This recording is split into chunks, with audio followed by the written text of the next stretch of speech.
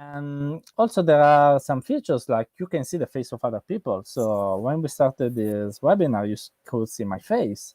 While in VR, you can see only an avatar. So you can see all my facial expressions. Then you can support many users. With the YouTube streaming, you can have 10,000 of users. In VR, not so much. And so my opinion is that for now, Skype, Zoom, whatever, will still be bigger than VR. And it's quite normal. It's not because VR is not succeeding. So why we're talking about virtual events if the other systems are better? Because actually there are some things of which VR is already better, as already offers a better experience and standard means, and so you should consider using it for your business. So, for instance, interactions are more human. I attended the virtual EC event by HTC, and it was cool during the pause that I could hug other people in VR. I can't hug people now in the real world. I am forced to be at home, but hug them virtually was a great experience to me. You can interact with 3D objects, and that's great, for instance, for prototyping. Imagine talking over Skype about a 3D object that I've designed. It's a stupid experience. So how can you see the real thing in 3D? You can't. But in VR, we can join in the same space and discuss over a prototype. And so that's enormous to spare money and time for companies.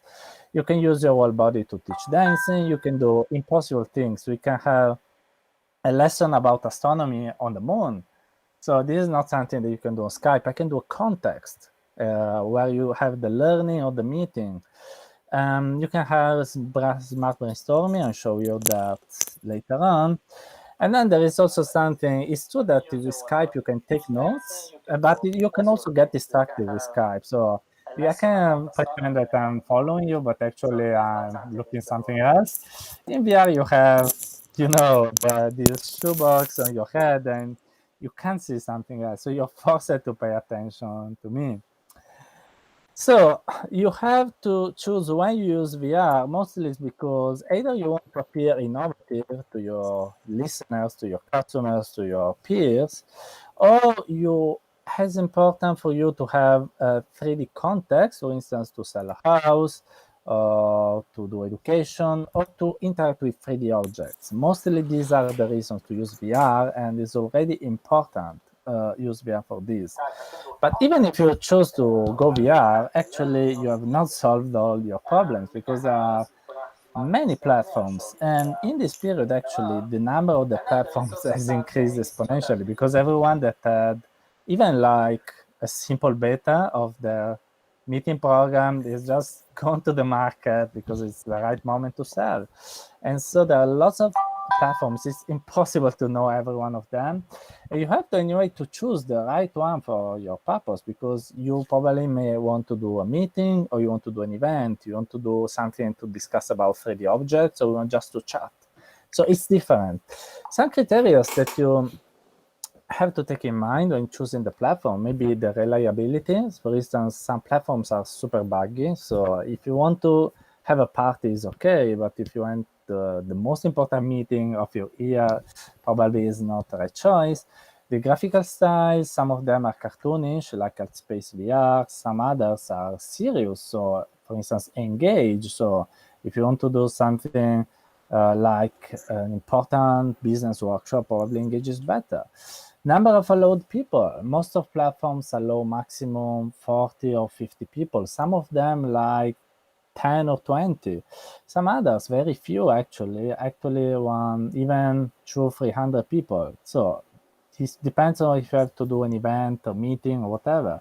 If you can customize them, some of them not. Some of them even offer a complete SDK to create what you want. Some features that you want to look, for instance, a virtual whiteboard to write stuff, post-it notes, screen sharing, if you can use PPTX or FBX, PSD. So what files do you want to share with other peers? Can you share that in the platform? Some of them can let you use 3D models, some others let you use PPTX, others can't support anything of these things. So you have to be very careful writing what are the features that you need and then choosing the platform depending on that. And then, of course, it's important to see the supported devices because, for instance, the some of them don't support only VR, and maybe you have people that don't have a VR headset. And then there is the price. What is going to cost to you? So Engage, for instance, is €5 a month, €6, something like that. For the Pro version, there are some professional platforms I talk with that are like €25,000 a year to be used. So there is a big difference, and depends on what is your purpose. Again, so decide the purpose and then decide the platforms. And what I want to highlight before going to some examples is that, from my experience, the perfect platform doesn't exist. So even if you write everything that you want, it's very unlikely that you can find something that check all the boxes. There is always something that is not good. Maybe it allows for few people. Maybe it doesn't let you use PPTX. I don't know. There is always something that you don't like. So choose always the best platform that you can, but don't expect miracles, because VR is just at the beginning. And my advice is test the platform. So don't trust the website, don't trust the CEO of the company, because they will always say that everything is cool, that works, whatever. Go there, test the platform, see how it goes. For the things that the platform doesn't allow, try to find a workaround. For instance, Engage, there are problems with PPTX with YouTube videos inside. So you have to separate the slides for the videos, and so you can show both. You have also, very important, if you're organizing both a meeting or an event, you have to train the other people to use the tool.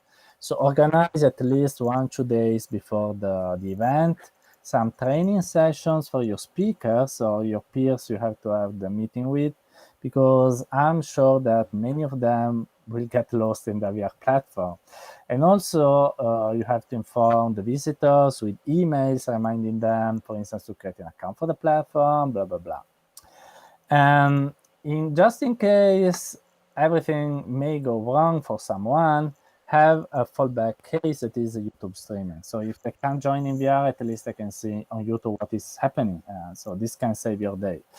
So you have to learn how to use these tools and integrate them inside your workflow. So now I'm just going to show some examples of some platforms and speak about them. So to give you some practical examples, this is, for instance, a platform that we built on top of VRChat. We are new technology workers together with VRRoom. VRChat is a very popular social VR environment. It has some problems about trolling, for instance, and so you have to be careful to have moderation tools in the case of VRChat, because otherwise you risk trolls full your space, and that's not good, especially for our business side. So here our idea in this futuristic world in the space is to give people something to watch during the quarantine. So VRRoom has collected lots of 360 videos for important festivals like, Tribeca, whatever. So films that have been showcased in these festivals. So very good storytelling experiences, and create this environment to let people go here, have a chat in this seat, watch some 2D movies. Now let me go further. Also have a party together. So if they want to meet and have fun listening to some music, here there is some music, you can hear it. Some trippy music, and then also going upstairs, enter into a portal. This portal leads to a new world where you can see 360 movies. This is an approach that very many festivals are taking, because they want to showcase these 360 experiences. And so, for instance, now Tribeca 2020, the 360 experiences are being showcased inside Oculus. But since we have this project, we met with many organizers of other events or other film festivals, and we know that there is a big interest towards VR, because they want virtual space or to show these experiences. We chose VRChat, for instance, because it's quite popular and also offers very good customizations. So it's good for the purpose. So talking about another experience, maybe the most famous one is the HTC has organized its annual event inside the Engage. So a big company like HTC has chosen VR to organize its annual event. I was there. Sorry, I was there, and it was very cool because it was different from a real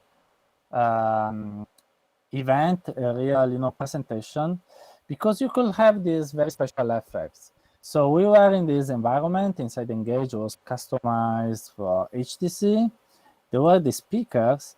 You can see there are things that are coming, that are transforming during the event.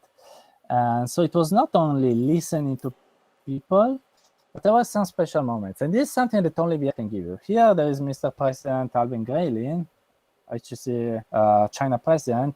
She's talking about coronavirus, and we could see these floating particles of coronavirus, and then suddenly we were all wearing protective suits, and it was quite impressive to see these around us. So it was something impossible in real life. And here there is this train coming out on the screen. So this kind of special effects can give your company doing the event some kind of wow effect, can improve the value of your brand, and also can offer a different experience. Engage, for instance, lets you also join without a VR. So it's not worry if people don't have a VR headset. Many solutions offer the possibility to connect via PC. Some others also via smartphones or Mac, depends on the platform. So here there is another one. For instance, I was talking about a platform that can allow for 100 people or more. And Somnium Space is one of them. It is a platform built with VR together with blockchain. So everyone can buy a piece of land and do on it what he wants. I've tested it. I've done also a playthrough on YouTube. The graphics of Somnium is quite rough. It looks like a game from 20 years ago, probably. So it's one of its problems, but the good side is that it's a big world. So it's a real world. It's great. It's big. And also allows for like 300 people to join your event, something that very few other platforms can offer you. So you can see you have this auditorium and watch cool things all together. So even if the graphics maybe is not perfect, it's a huge project that, in my opinion, has great potential. And so it is to be considered. And now they are selling the lands with earning lots of money during this coronavirus crisis. And then one of the platforms that personally I like, I like the most is Mozilla Hubs. So I wanted to show a video, but of course. Yeah, Okay, it's probably not embedded, but yeah, okay. Let Me just show you this still image. Anyway, the graphics of Mozilla Hubs is quite rough, so let me just talk over it.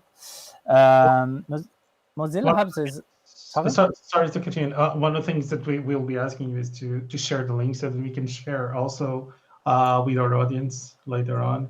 So, okay, yeah, I can show you also the presentation if you want. No worries. I was talking about Mozilla Hubs that is made, of course, by the Mozilla Foundation. You can see that even here it is probably a bit too much low polish because it is a web VR experience. This means that you don't have to download an application. And that's the power of Mozilla Hubs. You just go on your browser, someone gives you a link, you pass the link, and you immediately join the meeting with that person. So it's super fast, just sharing a link, a QR code, even a code of your home, and you can have a meeting without installing anything, and in all platforms. This works even on cardboards, on smartphones, on Mac, PC, headset, wherever, whenever. Also, it can import lots of content, 3D ones, YouTube links, etc. And this is the reasons why, for instance, the IEEE, the very important engineering association, has chosen Mozilla Hubs for its annual event, the IEEE meeting. And the issue here is, for instance, the graphics that is rough, and also the stability. From my experience, sometimes, it's like web pages that are compatible with all browsers, with all configurations, and maybe on Mac, on PC, there is a bug, and so the system refuses to let the person enter, or the microphone doesn't work. So sometimes this happens, but it is improving on this side a lot, especially as soon as browsers implement WebXR. So this is if you're curious about how many people, for instance, hubs host up to 25 people at the moment. It is another important solution, both for meetings and for events. What instead has surprised me for meetings, so reaching for the meeting site is special. This is a video that has gone pretty viral. And honestly, looking at it, I was like, funny thing is CGI, it's all fake, like with all startups. I don't believe it. But actually, 3 weeks ago, I had them with the company inside Special, and I can see that everything that you see is true. So with this Special, you can enter a meeting with up to probably 25, 30 people, but with all devices, AR, VR. Soon there will be a web portal and desktop app. And it's cool. You can have from a single photo, you have your avatar that is like that one that you see. And you can meet in a space and chat with other people, and especially do a brainstorming. What you're seeing here, let me show it again, is probably the feature that has blown my mind. So here, this girl is playing with Post-it notes, and here he just says a word. She says a word, and the system looks on Bing for all the news, text, images, and 3D model related to that word. So you just have to say one word and look for all materials on the web about that word, and you can import it and chat about these materials with others. So for brainstorming, this is a bomb feature. Of course, this is a premium solution. So if you want to use for your company, especially big companies, the paid one. But for instance, it is a great solution that I tested it and it works. So it can import 3D models, you can do presentations, desktop sharing.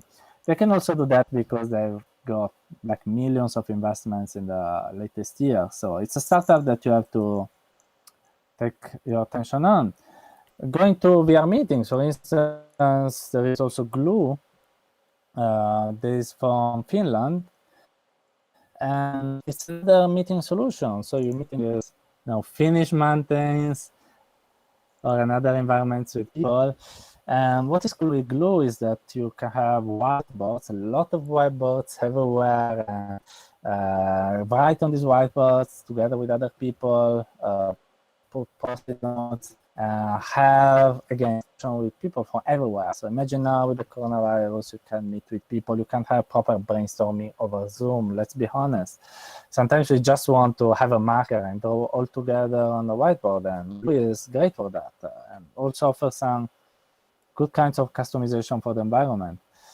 For instance, one thing that I want to highlight about Glue that is also true for many platforms and show how VR can be better than Skype is, for instance, you can separate in groups and have chat in separate groups. So over Zoom, you're talking with people, and usually you have 10 people, and all 10 people talk together. And sometimes it leads to a complete mess of people talking one over the other. While with this VR software, you can actually split in groups, and these groups are spatially separated. And since they are spatially separated, they can't hear the audio of other people. So maybe you start a meeting in 10, then you separate into groups of 5, you pick or something, then you meet again, all in natural way, like in real life when you're in a big room. While you can do this with a standard Zoom, Skype, or whatever. If you want to speak about the super expensive stuff, but also super cool, we can talk about product. Now we're talking more about interacting on 3D environments. So here you can see the graphics are of incredible level for NVIDIA, but of course it's NVIDIA. So I can show you some low poly stuff. They are the Arctic Sun, Arctic Soft guys. So here they're discussing over a model. These are two people that looks like, Terminator, but instead of killing people, they just talk about a 3D model, and they can enter the model, they can modify it on the fly. They can also talk between them and also create like a call with another person that can appear as a floating screen. This is a very expensive and very professional solution, costs like thousands of dollars every year, but offers many features that for enterprise companies are good. For instance, for automotive manufacturers that can modify their designs on the fly, so without having to create, that chalk prototypes for every part of the car, because that is a very expensive part of the design of a car. In fact, all automotive companies I'm aware of have all implemented virtual reality somehow in their design process. It may be at the beginning, it may be towards the end, but everyone is doing that because it makes them spend lots of money. They can, for instance, design a part of the car and also see the car, how it appears during the night, during the day. So it's something that is being much used in the automotive environment. And so this is the last one. I just don't want to show you all the platforms. There are really too many. And this is actually a 3D model in software. So maybe you ask me why putting this in all this talk about things. Because Masterpiece VR is an enterprise solution that lets you create with other people. So again, if you want to model something with other people and you are in different parts of the world, you can use it and you can model this together. So you can define the distance, like Facebook love to say. And this is important for some kind of companies. So you can have this drawing. So now that you've seen everything, I can see that it's your turn to start also to exploring these possibilities.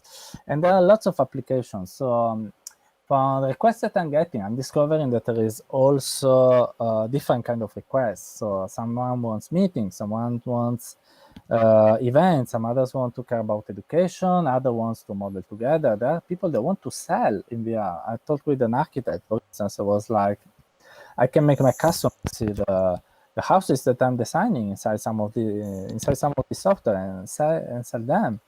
There are other software that let you see 360 photos together, maybe of a house. Some others want to showcase the 3D products. So there are really lots of things to talk about. And I think that I wanted to give you a brief showcase of what is more or less possible and give you some use cases.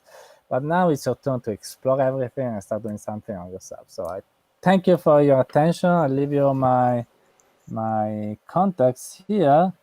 So this is the agency, my email and the agency. This is the blog, my platform, where I share every kind of information. So now, thank you again. If you have some questions, I'm very happy to answer them.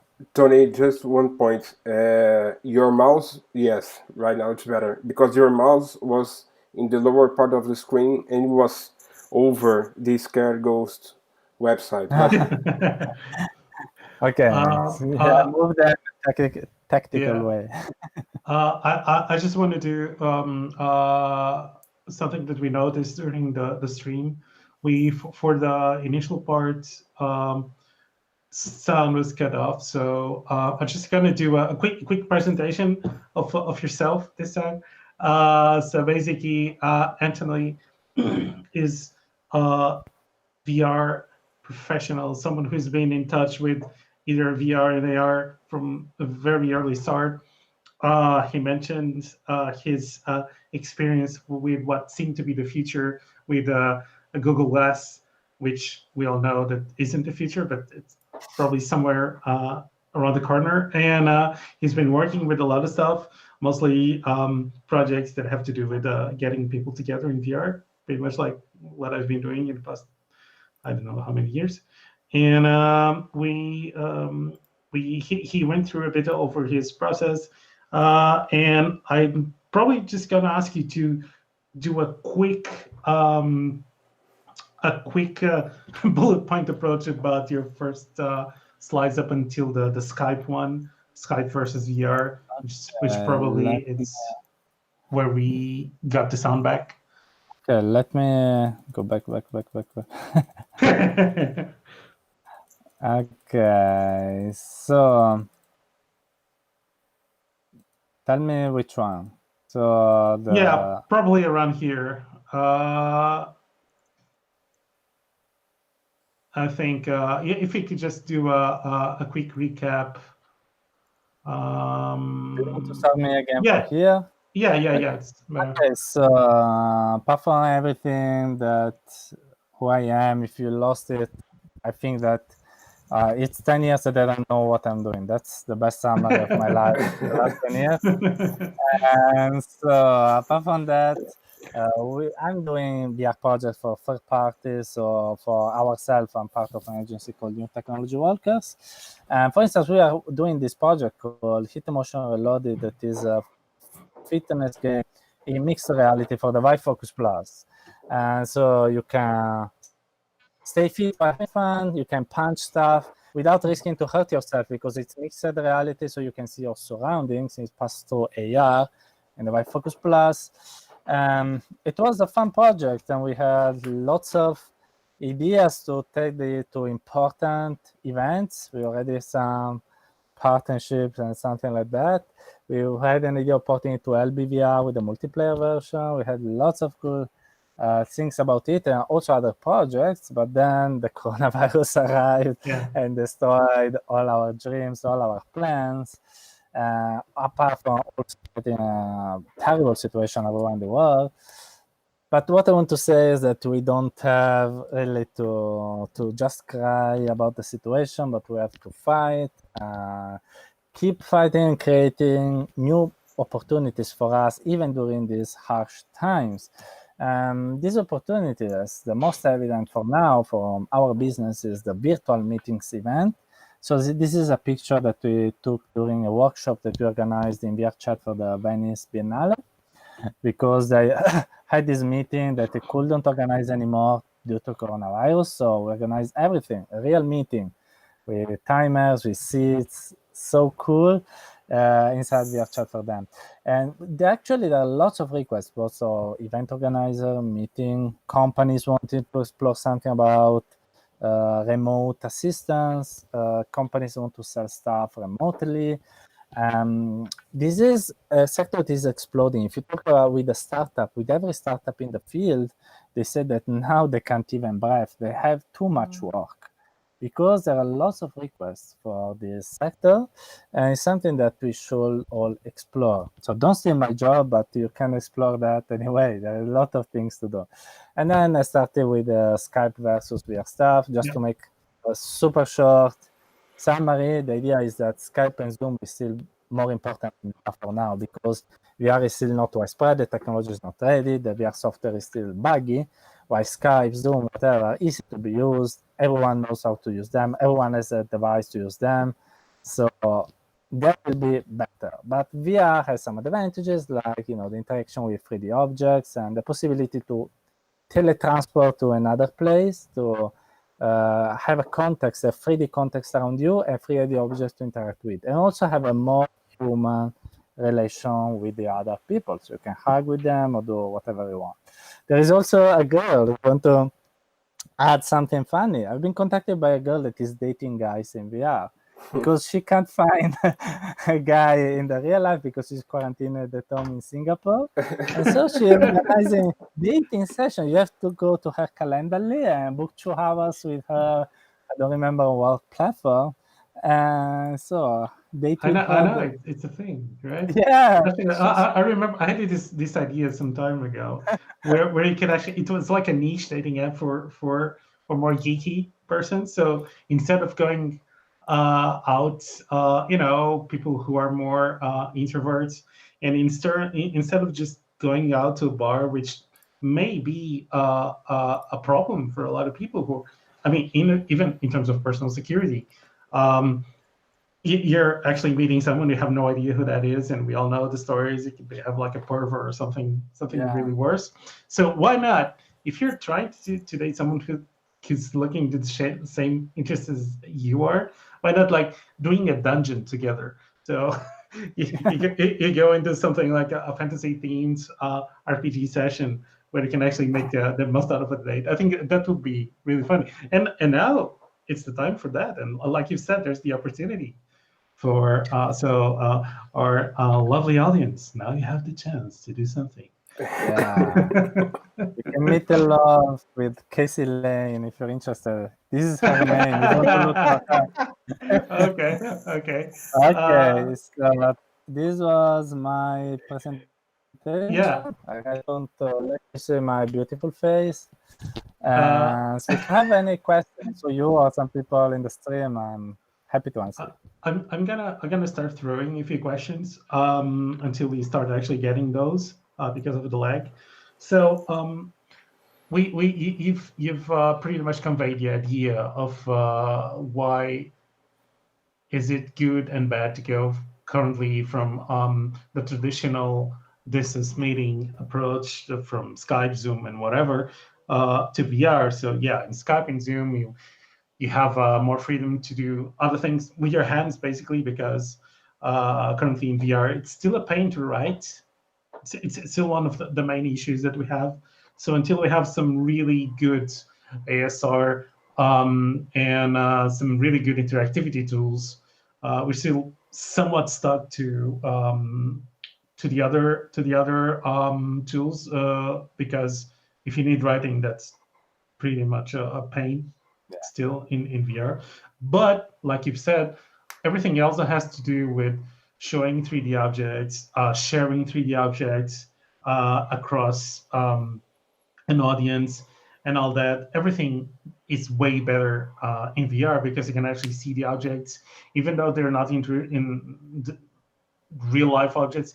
You can grab them, you can move them around, you can scale, you can do pretty much what we all know that cannot be done in real life, and it's really easy to do in VR. But what I'm going to ask you is, what do you have to say about the technology and the underlying technology that makes it all possible? What do you think are the current limitations of the technology per se? This is on a very high level, of course. Well, I think mostly true. Speaking about, let me just say a little list of the main things I notice are a problem for people in their meetings. First of all, the hardware, because even if we are all here praising the Oculus Quest, it's so cool, it's so light, it's so good content, but let's be honest, it's a shoebox, a black shoebox that you put in our head, and after 1 hour, it starts hurting like hell on the forehead. So we can't say that the hardware is ready for the consumers. It's ready for, to let people have some fun. For us techie people, it's great, but it's not ready for everyone. Also, the usability. Sometimes interactions are not natural.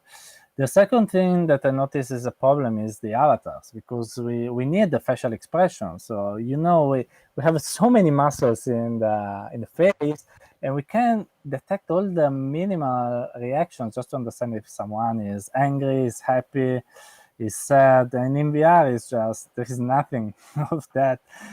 For instance, the first time that I had VR speech in VR, it was in Engage. I finished the speech. I was like, super, I did a great presentation. It was about my experiment with mixed reality on the Focus Plus. I finished it and it was silence. So when you finish a presentation in real life, everyone is clapping, even if they was sleeping until 2 minutes before, they just wake up and start clapping, and you feel that you're a great person. Finish something in VR, usually everyone is mute because the speaker, the organizer has to prevent noises and all bad stuff happen with the microphone. So you just finish it, you hear nothing, you see nothing. It's really, you start thinking, okay, it was terrible. It was like what I've done wrong. It's so bad. So there is something that is to be more human. On the human side, a lot of things have to be improved. And also, as you said, also the functionalities. One thing that many people find disturbing is the limit on the number of people, especially for events. They want like 300 people, 1,000 people. But at the moment, most times you have 50 of them. So, or many want, okay, I want to write notes while having a blackboard, while having this, having that, like in real life. So the interactions, the possibility of having things like in real life, in the room, whatever, is something that lacks. These are more the big blocks of what lacks, because there are also other things that are a problem. As you said, the haptics. We want to have haptics. We maybe want also to have smells, Right. to have tastes, whatever. But this is something that probably can come later on. But these three things are probably the ones that are lacking the most and that disturb the most the people that do events in VR. Cool. Yeah, and I think that probably most people don't realize that even if you consider the most basic setup of VR, where you're just tracking your head in your hands, you're basically just saying that you have 3 axes for the position and for the rotation of each one of these. So it's like 6 per hand and 1 per your head. So you're sending 18. Yeah, if my math doesn't fail, 18 floating point numbers per frame. So if we did what everyone tells us to do, which is to do at least 90 frames per second, it's like sending 18 floating point variables 18 times per frame, 19 times per frame. So it's pretty much Yes. impossible, especially if you're living in the US and you wanna hook up with someone in Europe, where you simply cannot go faster than the speed of light, at least that we know of. Yeah, also there is the voice, because Yes, you're exactly. talking about movements, and already it's on some kilobits per second if you do the Yeah. calculation. But if True. you add also the voice, or probably the screen sharing, it's start to Yeah. grow in the bandwidth requirement. Yeah, absolutely. Yeah, that's an issue. How about you guys? Do you have any questions? Well, I have been following the Ghost Howls for a while. Actually, it was the first place that got me going with operational kind of active information that I could actually use in virtual reality, and then I pushed forward from that, because I wasn't so much in touch with VR. I started the VR AR part with the AR. And well, I still work with augmented reality mainly, but yeah, for sure. And since then, I kept up, especially because the way that you approach that you give on your blog, and also that you just showcased so well right now, is that heads down and hands-on approach, where you just go in and say and call it by what it is. So things are done like that, and either it works or it doesn't. And if it can work better, then let's talk about it, because that's the way how things can evolve. So kudos, it's really cool. On my side, I just would like to know. It's just kind of I would say maybe personal curiosity, personal interest. I heard a lot about the links. What do you feel about that? And also, I heard you talking a bit about WebVR, and it kind of came across like you are very bullish about it. What also do you think WebVR can change in the game? The first question was about the links. Yeah. What links? The glasses. So what do you think? Have you tested? Did you test them? Have you handled them? Wait, I'm thinking about and connecting the links. The links. Okay. I was thinking about the link, like URL link. Instead, is the link. Yeah, sorry. Sorry. Okay. Not hyperlink. No, I haven't had the pleasure of testing the links. I know someone that I know has contacted the guy, and he is very secretive about it. Yeah, I know that before the coronavirus, there should have been a possibility to test it, but like in a secret environment. So I haven't had the possibility after the virus. It's not even possible. So without testing it, I don't know what to think about it. For sure, it's an ambitious project. I know that it's supported by like also the France governments or some associations there. So it's a project that can be interesting, but without trying it, I'm especially a bit skeptical probably about the lenses in the sense that they're completely original. So they can be like disruptive for the market or they can be horrible. We don't know until we try it. It's difficult because, for instance, this experience with other devices like the Xtal or these big FOV headsets. They're great on paper, but then when you try it, you start seeing maybe some distortions. Doing lenses is very, very difficult. So I want to try it for sure. I'm very intrigued by the color pastoral functionality. But I'm quite sure that probably they will have some delays, like all people that can't have a supply chain working now with the coronavirus. But I can't express an opinion because I haven't tried that. Regarding the web VR, instead, I'm quite bullish because I've seen how it is easy to be used. So the possibility to share everything with a link using whatever platform. So Mozilla Hubs is impressive. You have a mobile phone, you are in the street, and you can join a virtual room. It's something that no other software can give you. Probably only the other one with WebVR, which had, for instance, LearnBright that works with WebVR as well. The problem that it has is that, for instance, as I said, it's a bit rough at the moment. I wonder if it will ever happen that it can have the same level of shading or visual quality of, for instance, a project in a real engine, because the web is a lot of time that promises us a great level of graphics, but for instance, for now, I haven't seen yet, even without VR. I see that it's improved a lot, but not that much. And even the tools we have, for instance, Unity and Real for standalone applications, but for WebVR, it's advised to use A-Frame, but it's a bit quite rough. You need some technical skills to do that. So there are some hurdles to be overcome. We can say that there are other projects like Amazon Sumerian that can make things easier, but with Sumerian, you have to lock yourself inside Amazon environment. So that can be good for you if you need integration with Amazon services, but not for other things.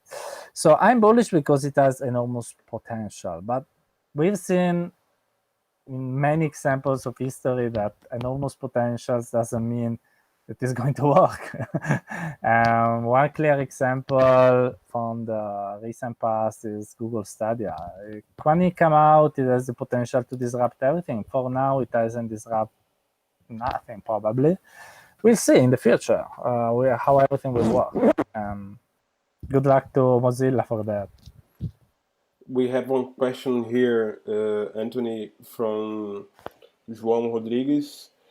He's asking your opinion in what makes the virtual tour the best experience, and what was the best and the most surprising VR experience that you had?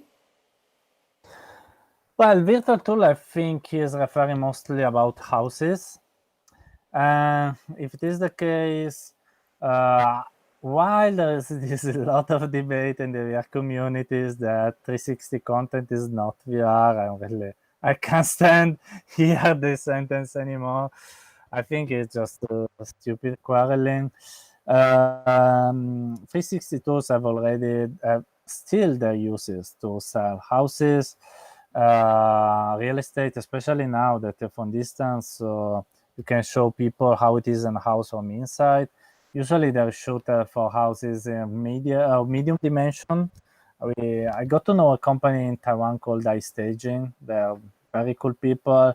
They told me that usually virtual tours are usable for medium houses because small houses are too cheap. They don't need VR stuff.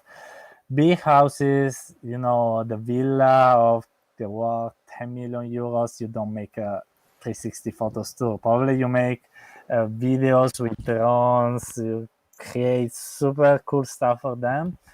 So for medium-sized houses, they're good. For instance, the semi staging has a very cool feature that has surprised me, because the feature called touring that lets the real estate professional sell a house by providing a guided virtual tour to other people. So he can make the other person, they can have a voice connection, while he also moves the other people in the various rooms of the house, talks about them. So it's like a real selling experience. This is what I think it's the future, and this company has made it very well. There is also a possibility of doing things with 3D, but I think they're very expensive. Probably we're talking about, again, villas and big houses. Or if you want to make more people join your home. So you can upload your house in their chat and let people join there. But usually if you are like an interior designer or an architect, you want the quality of shading, of lights, that on these virtual meeting platforms usually is lacking, but it can be satisfying for you as well. Just a little last mention what has surprised me. So apart from the touring feature that is very good for virtual tours, speaking about the possibility of making tours, I've tried recently an enterprise solution called The Wild, and it is very, very nice because it lets you move in the space in a mind-blowing way. You can see the house from like a little diorama below you, so you can see the model, the house, the various rooms, and then you can teleport inside, and so you can see everything at different scales, from inside, from outside, from like you have a giant, if you have a teeny object inside the house. And that's very, very good. A very good platform, professional one. So it's not cheap, but very good one for architecture. Yeah. I've seen their presentation a few days ago, and it's really, really nice. It's easy to do, easy to work, and you don't have to spend a lot of much time to customize it, and it's really, really good. Yeah, I've been there like at the beginning of this week. I had a tour inside the wild. I spent like the first 10 minutes. There was this representative of the company talking with me. I was just moving in the space, becoming bigger, smaller. I wasn't even listening. I was having so much fun in moving in the environment. So it's something great. Yeah, no, we don't have more questions for now. People writing, but not for now. Nothing for now right now. Okay. What I've we spoken actually too do? much. Sorry. No, we actually do have one question. It's Facebook Horizons. Have you tried it? If so, any feedback? This is from Sergio Oliveira. Well, I'm a bit envious because some YouTubers have tried it, but probably have not enough YouTube followers.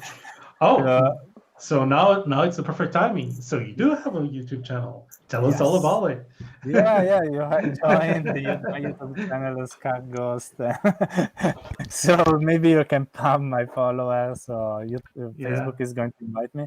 I know that is in closed beta or alpha testing, because some YouTubers have been invited to provide feedback.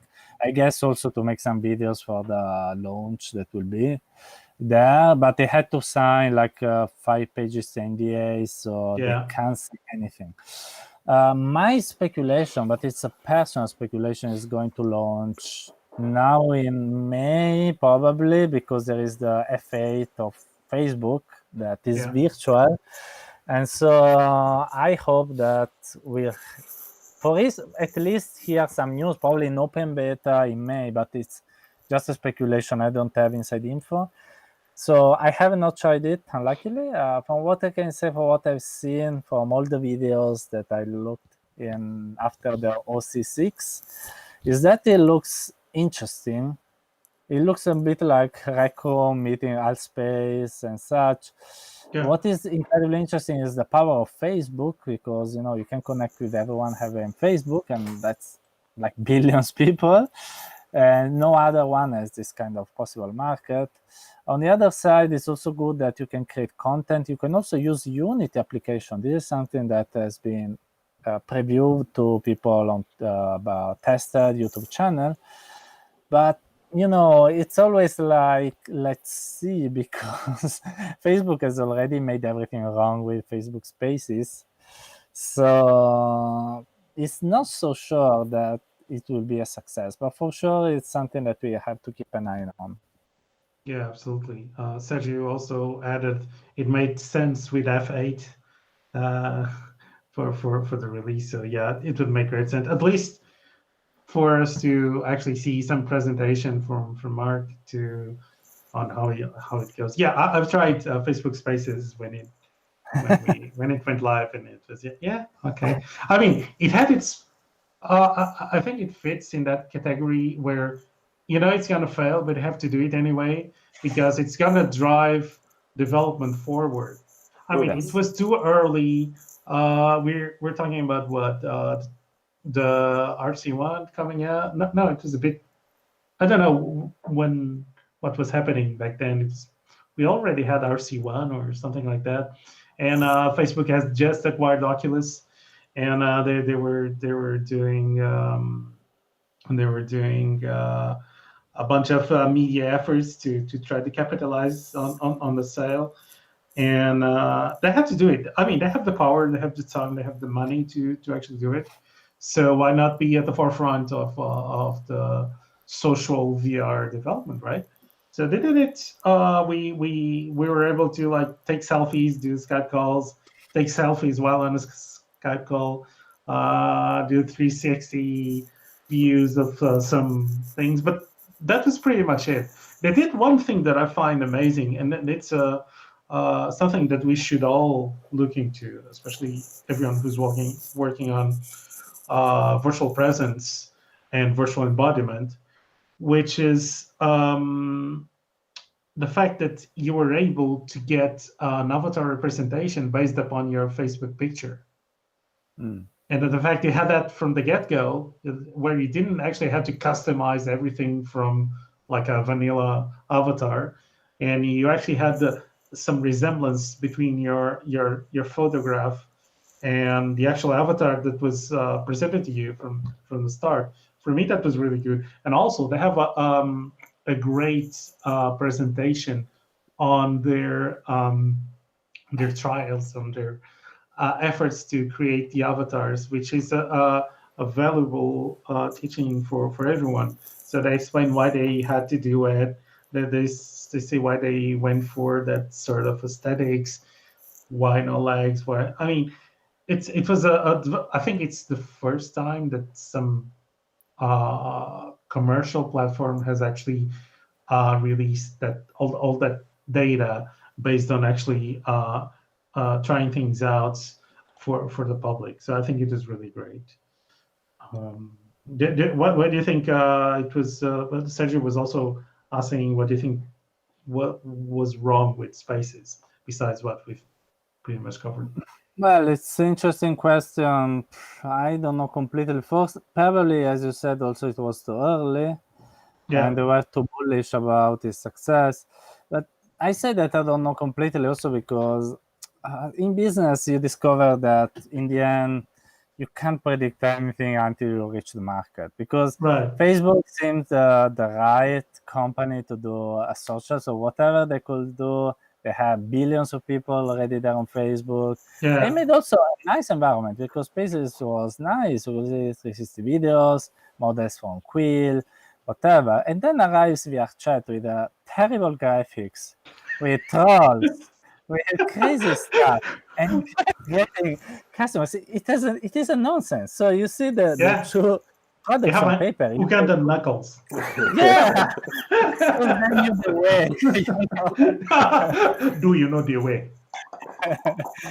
and so it's business. You don't know. It's crazy. So VRChat seemed doomed to fail against everyone else. Instead, they were perfect. Also, Altspace VR was probably the first social VR platform in the space, and it was going to fail until Microsoft acquired it. And it was good actually, but too early. Yep.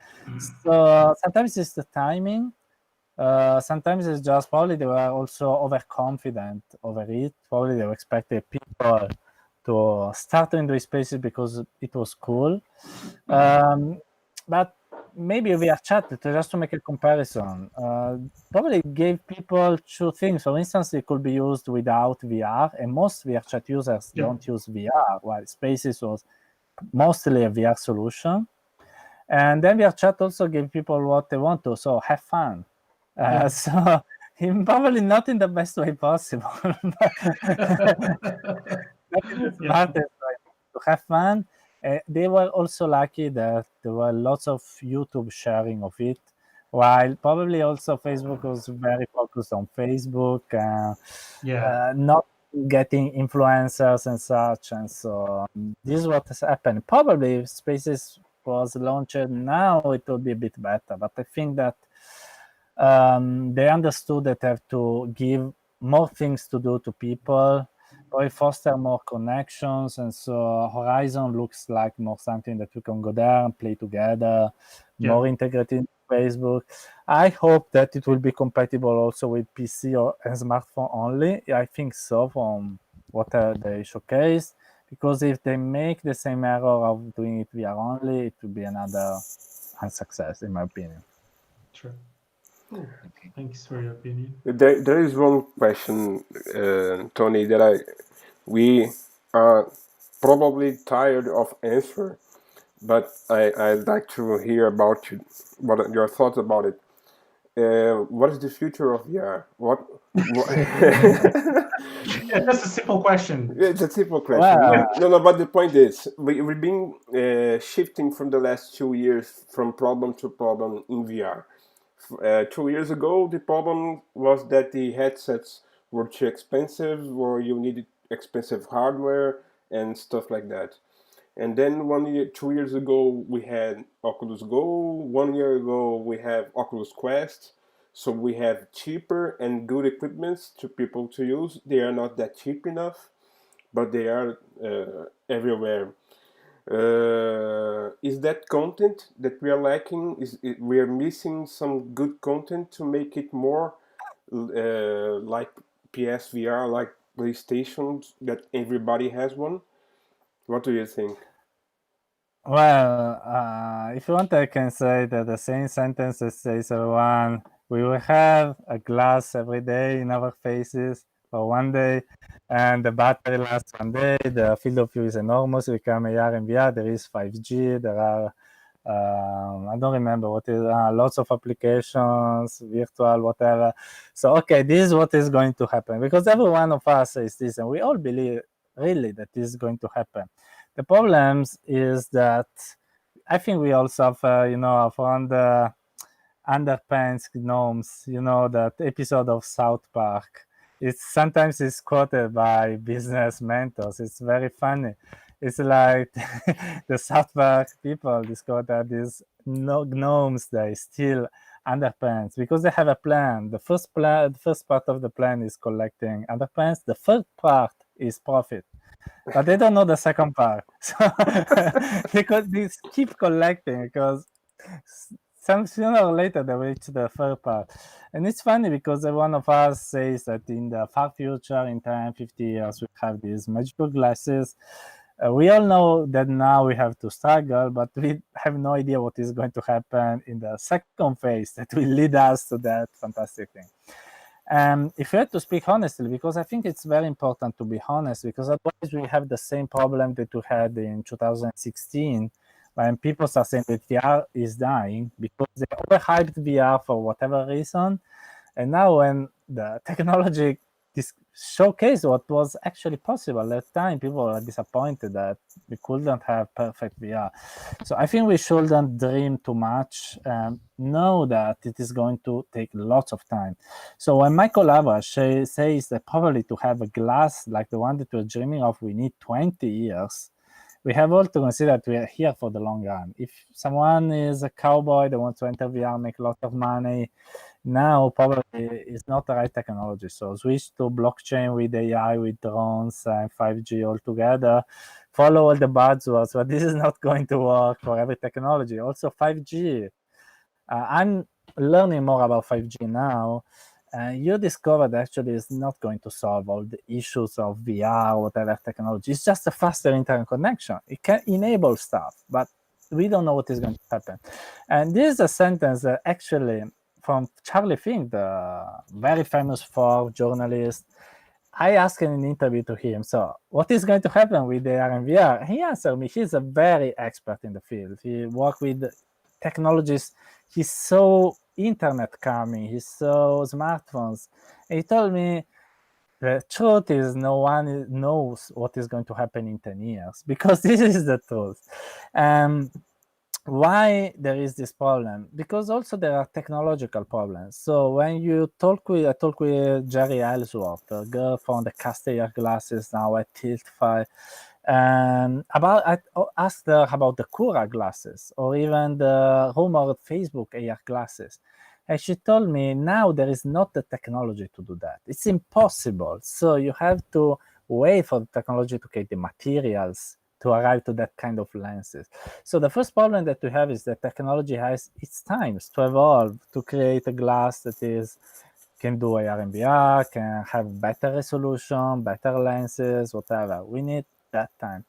And then there is the problem, as you said, there is the cost, but the cost is going to slow down naturally. And anyway, 400 for Oculus Quest is not too much. Probably 300 would be better. In my opinion, probably in 6 months, we starting seeing the first discounts. We know that Facebook is betting a lot on low prices. Now there is the rumor of the Delmar headset. As soon as you start talking about new headset, you probably have to lower the price of the actual one. What I think is the problem of the content, always speaking about words of Charlie, with which I agree most of the times. The problem is that we are talking mostly about either enterprises or games. So, but why every one of us has a smartphone? This is not for enterprise. It is not only for playing games. I have smartphones to connect with other people, for instance. So unless we found why we have a PC. We have a PC so I can do this webinar, I can read my emails, I can use Word, I can use PowerPoint. My father has a PC to read the emails, to go on the web. We need this kind of applications that are useful for everyone. So gaming are not an answer. Enterprise applications are not an answer. And so the question you might ask me is, what are these applications? And I say, I don't know. Otherwise, I will be there coding them and becoming a millionaire. We need to discover what they are. Probably connections is a great part of it. But I think that to have a valuable connection, probably we have to wait to some kind of mixed AR and VR glasses, because we need something that can be used on the fly, not have to put the headset on, turn it on, wait for the startup, go to Facebook Horizon, too much time. So I just, like on the phone, I take the phone, I see notifications, I write to a friend, hey, how are you? How is the time? How is that? So we need something like that, less friction also with interactions. But don't ask me how we get there, otherwise I don't know. Yeah. And then the truth is we're all going to become billionaires. That's it. That's the plan. Yes. Well, actually, the best definition I got, I think it was last week, of what a killer app is, was written by someone on a social media. I don't recall exactly where he said that well, the killer app is the one that actually keeps instilling FOMO into the users, and we didn't find that yet in VR and AR for several due to several reasons, but I guess that the main one is exactly why you're so very bullish with web VR, which is it's not that easy. So we need to keep on making it easy, of course, but making it easy, it's not just about actually clicking. And by the way, I am also very bullish about web AR. The VR part, I'm not well that savvy, or I don't have that knowledge. But I also believe that web VR can be like a huge tool. I would use it for sure, much more. And I see again new devices also coming up with that kind of technology. So probably it's an ongoing cycle that allows for well, pretty much the technology that we have today evolve and go towards well, the objectives that we have, objectives that we have right now, the goals, which are pretty much for this to be like, well, a tool that makes us happy every day, right? So Yeah. overall, Also, we yeah, need more technologies to go together, because the smartphone is so fundamental. Because we have fast internet connection, we can take it everywhere. Have Facebook, have YouTube. Otherwise, no one will have a smartphone. So probably, I don't know. Just to make an example, probably I don't know. AR glasses will boom when, thanks to AI, machine learning, and 5G, we can all have a virtual assistant helping in our life and keeping us company. Probably, I don't know, maybe until that point it won't be useful, but with that assistance, the people having an assistance could boost their life, and so everyone wants a glass. But this can arrive only when other technologies are improving together with AR and VR, because they don't live in a vacuum.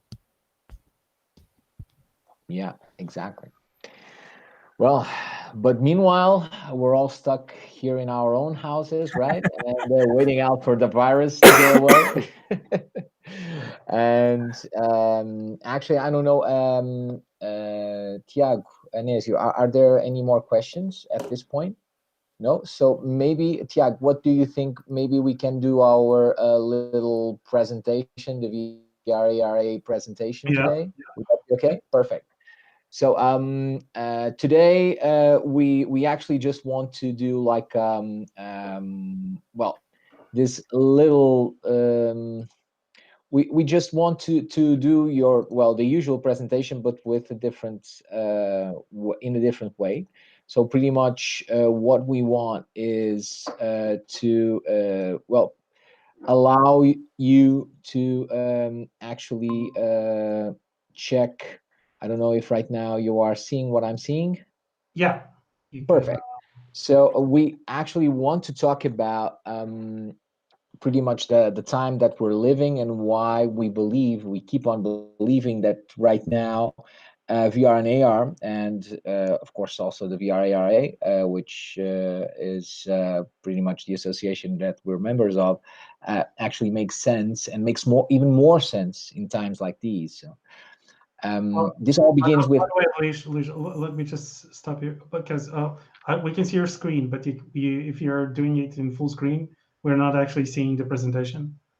So it's oh probably no. somewhere else. No. Okay, so now you can see my screen, but you're not seeing. Yeah, we're just saying something, saying you're presenting to everyone. Well, everyone but us. Oh, Maybe you're that's presenting to someone on the dark. okay.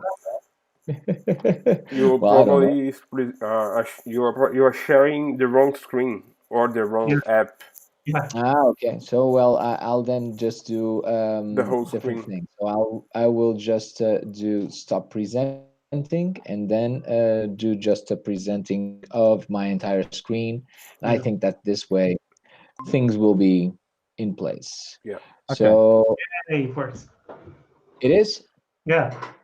Perfect. So, very quickly, so I think that this is pretty much the thing. So right now we are very aware that the virus pretty much changed, well, a lot. It changed, as Anthony showcased so many things in the events area. It showcased his way of actually doing events and applying technology in events, and also the technology and the way that the whole VR market was actually ongoing.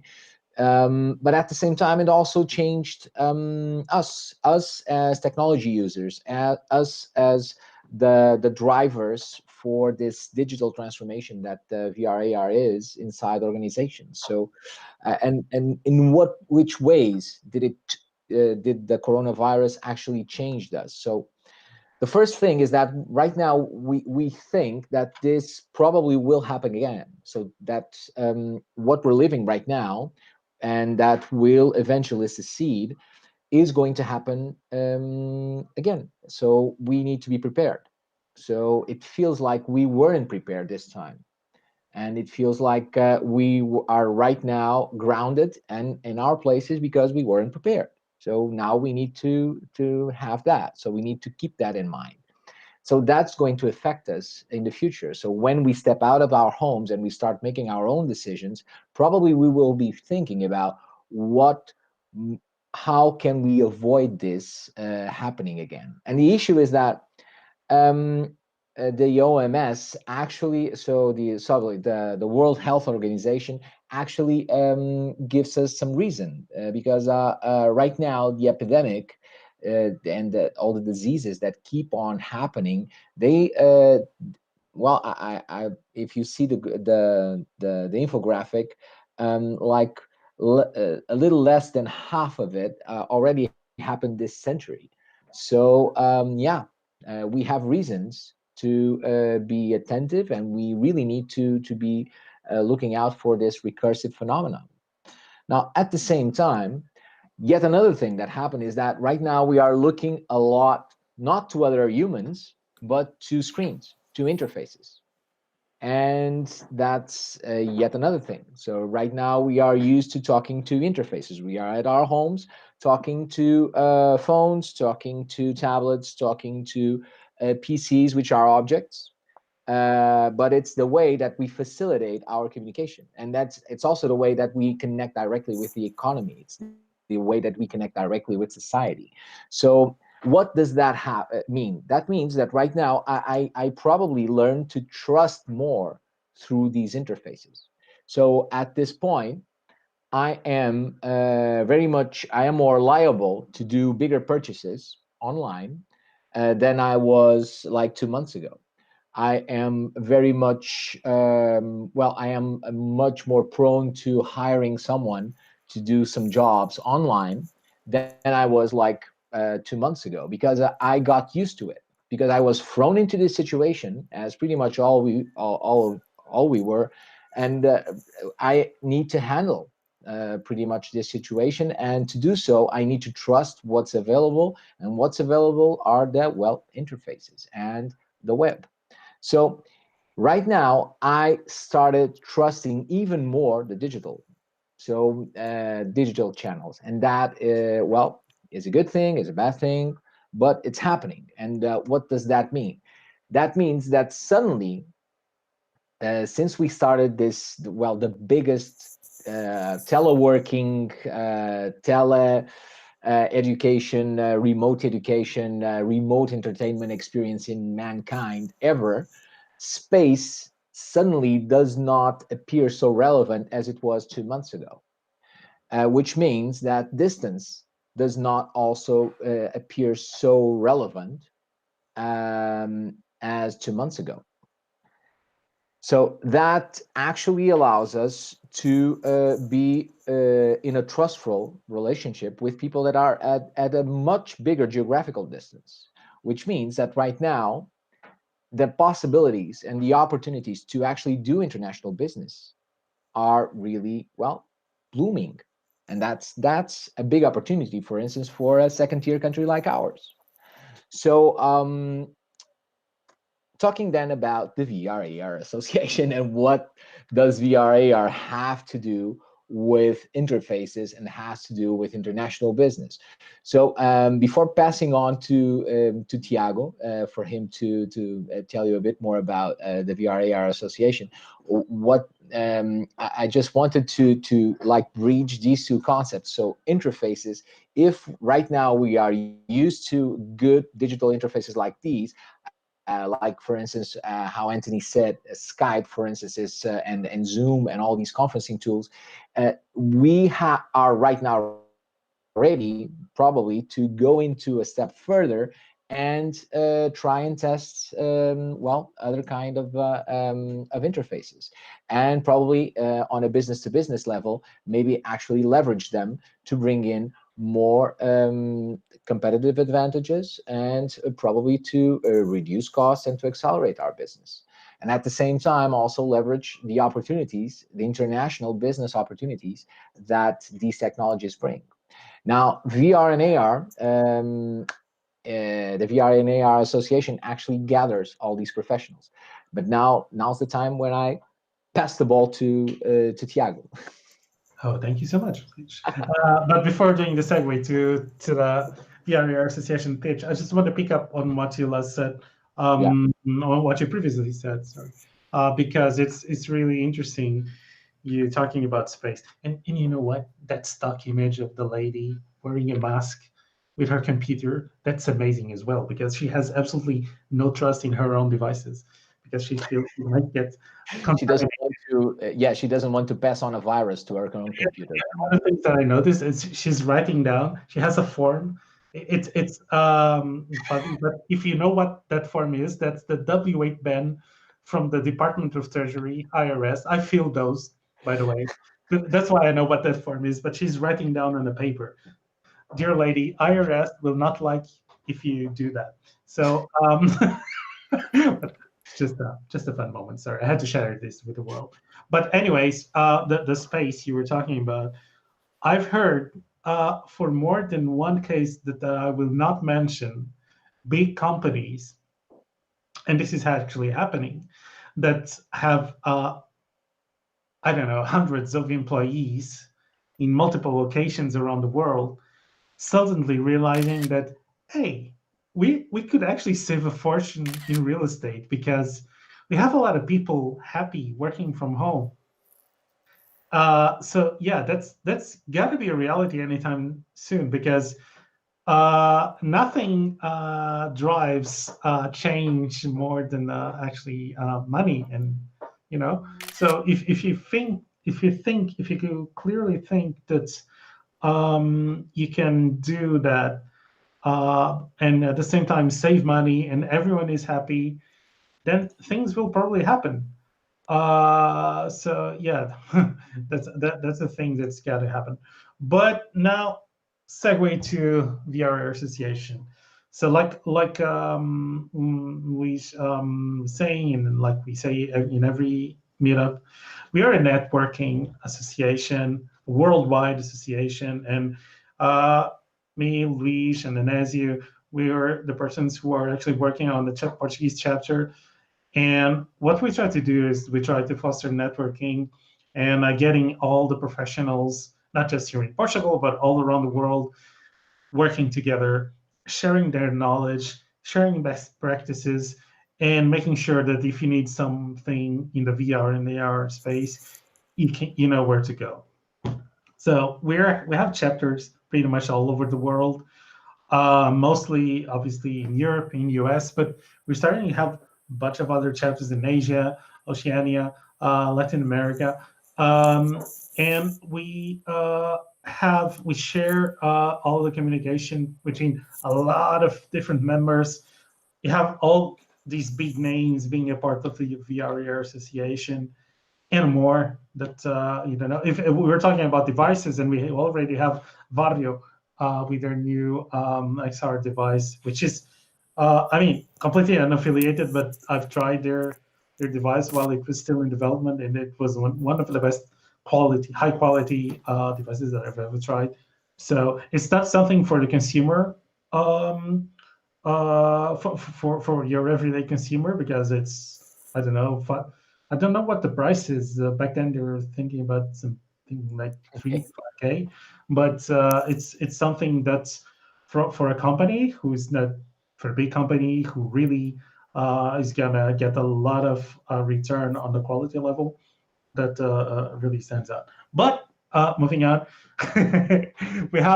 we communicate mostly through our Slack channel. So we have a Slack where we share a bunch of different stuff, from general communication to specific chapter-like communication, because we have a bunch of different chapters that cover topics like training, education, simulation, marketing, gaming, a bunch of different stuff.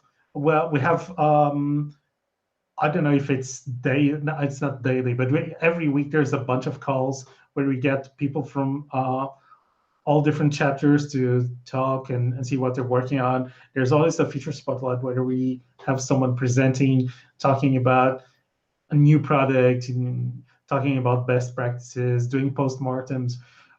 We basically gather over 28,000 professionals from all around the world in the same space. I mean, this is a bunch of smart people coming together and sharing their knowledge. So for me, it was really worth getting, not just because, I mean, I'm biased, right? But other than that, I really think it's a great place, because when you need something, you need to reach out, you need to get some specific piece of info, you just do it, basically. Yeah.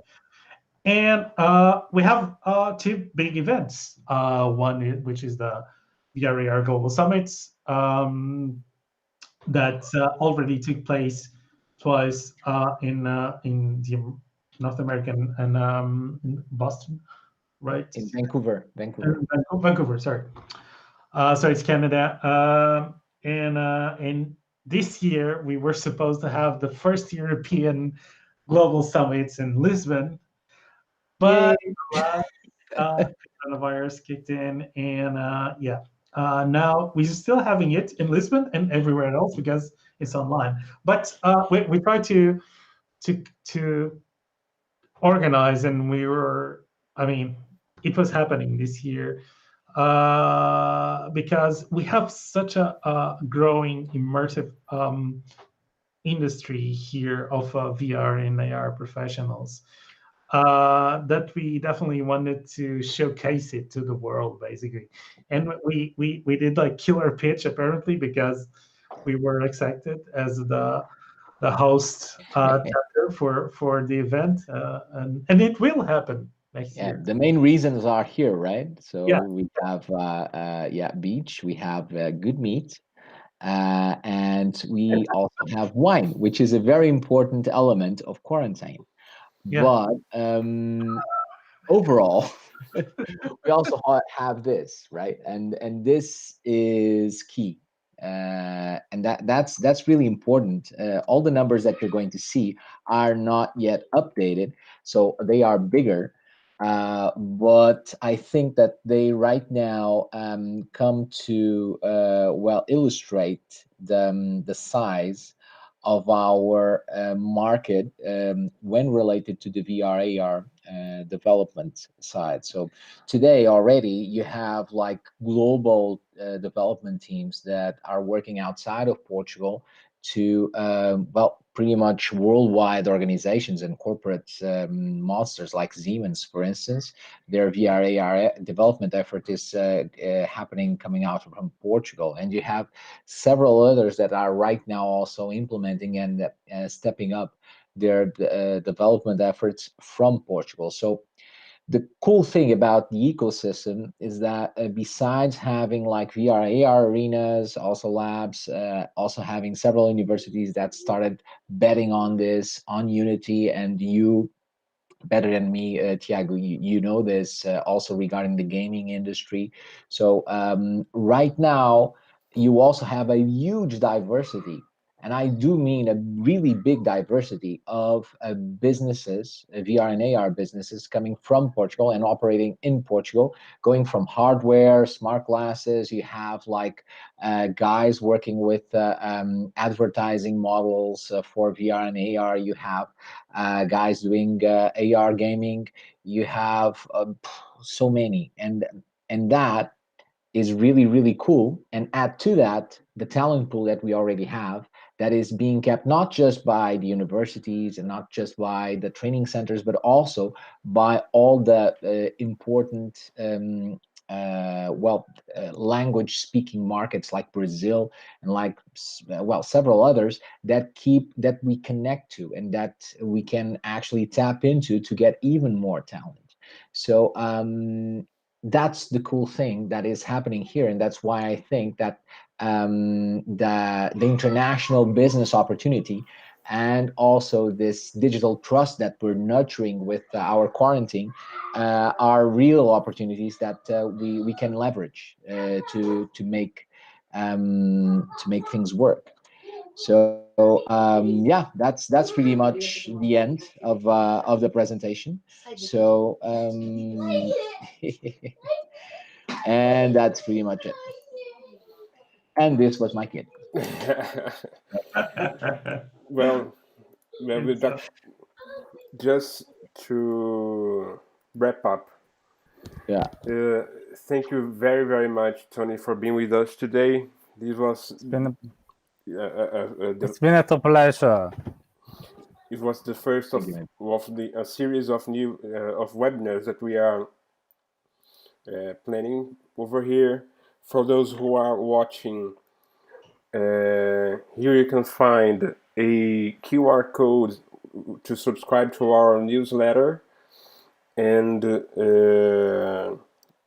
become one subscribe. By becoming one subscribing, you get more information about our webinars, about our ecosystem here in Portugal, and everything that happens around us. I don't know if Thiago, do you want to say something else? I don't know. We have already bothered everyone too long. But yeah, I mean, we should. The fact that we have the global events coming to Portugal, and coming from Portugal to the web, so that there's no longer a barrier. I think it's a great opportunity for people to not only get a hands-on of what we are doing right now and what we plan to be doing, but also to make sure that everyone gets together at the same point. We have a bunch of amazing speakers, and we have a lot of content that we really want people to get their hands on. And I think it's a great opportunity.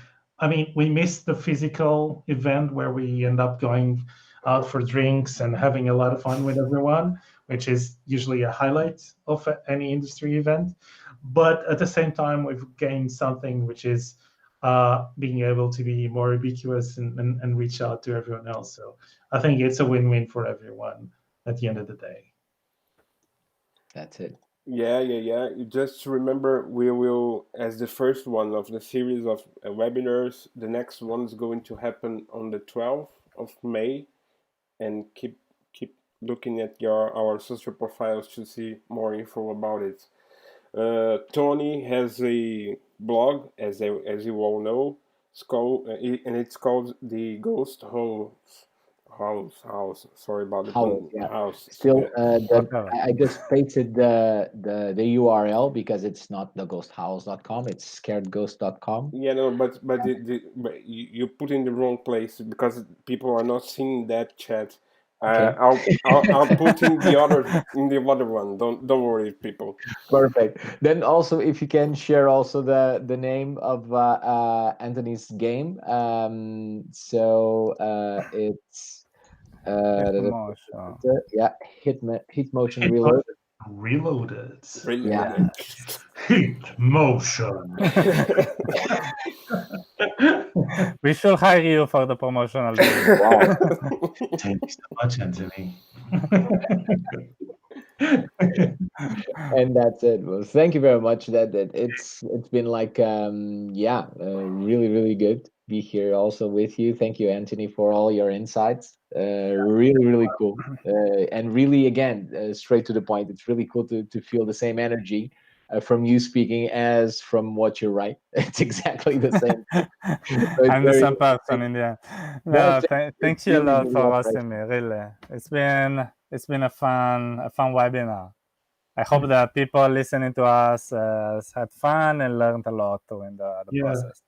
And thank you to our audience for being patient and for bearing with us while we were doing some YouTube juggling. Thank you so much for being there. And I think let us know in this comments below if you like this And if you want us to keep doing this, at least until we don't have physical presence due to the current situation. But Exactly. hey, we're gonna keep doing this at least for a while. So stay tuned for. Meanwhile, stay safe, stay Yes. healthy, both physically and mentally, which is a very important part. Yeah. And yeah, let's see each other and talk next time on the May 12th. Okay. Meanwhile, you have the greatest week. Thank you. Thanks for coming. Thanks Bye for joining. bye. Bye bye. Bye bye.